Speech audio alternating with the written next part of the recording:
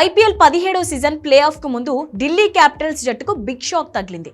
ఆ జట్టు కెప్టెన్ రిషబ్ పంత్ పై ఓ మ్యాచ్ నిషేధం వేటు వేసింది. స్లో ఓవర్ రేట్ నిబంధనలను మూడోసారి ఉల్లంఘించడమే దీనికి కారణం.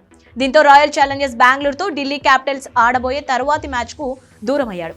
ఈ మ్యాచ్ లో ఢిల్లీ క్యాపిటల్స్ ను మరో ప్లేయర్ నడిపించనున్నాడు. ఈ సీజన్ లో పదే స్లో ఓవర్ రేట్ కు కారణమైన రిషబ్ పంత్ చివరకు ఓ మ్యాచ్ నిషేధాన్ని ఎదుర్కోవాల్సి వచ్చింది. రాజస్థాన్ రాయల్స్ తో జరిగిన మ్యాచ్ లో ఢిల్లీ క్యాపిటల్స్ గెలిచిన నిర్ణీత సమయంలో ఓవర్లను పూర్తి చేయలేకపోయింది.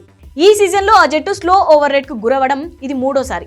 దాంతో అతని మ్యాచ్ ఫీజులో 30 లక్షలు కోత విధించడంతో పాటు ఓ మ్యాచ్ ఆడకుండా నిషేధం విధించారు. జట్టులోని మిగతా ఆటగాళ్లతో పాటు ఇంపాక్ట్ ప్లేయర్లకు కూడా 12 లక్షలు లేదా మ్యాచ్ ఫీజులోని 50% ఏది తక్కువైతే దాన్ని జరిమానాగా విధించారు. ఐపీఎల్ 2024 ప్లే ఆఫ్స్ రసవత్తరంగా మారే పరిస్థితిలో ఢిల్లీ క్యాపిటల్స్ కు కెప్టెన్ రిషబ్ పంత్ దూరం అవ్వడం ఆ జట్టుపై తీవ్ర ప్రభావం చూపనుంది.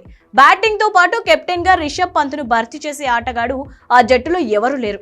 ప్రస్తుతం ఢిల్లీ క్యాపిటల్స్ 12 మ్యాచ్ల్లో 6 విజయాలు సాధించి పాయింట్స్ టేబుల్లో 5వ స్థానంలో నిలిచింది.